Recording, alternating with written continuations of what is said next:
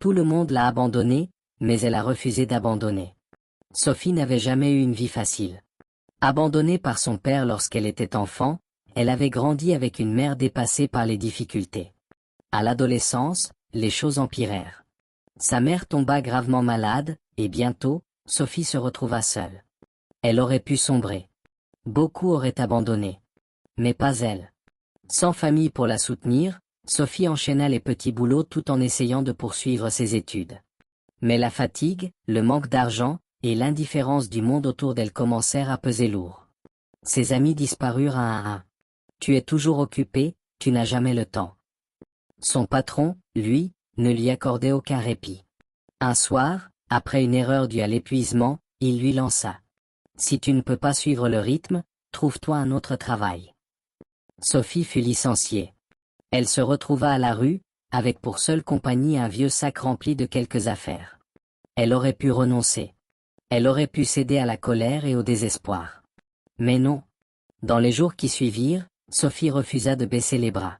Elle trouva refuge dans une bibliothèque publique où elle passait ses journées à lire, à apprendre, à chercher des opportunités.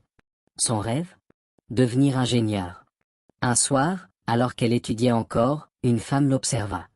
C'était la directrice de l'établissement. Intriguée par cette jeune fille déterminée qui venait chaque jour, elle s'approcha. « Pourquoi es-tu toujours ici ?»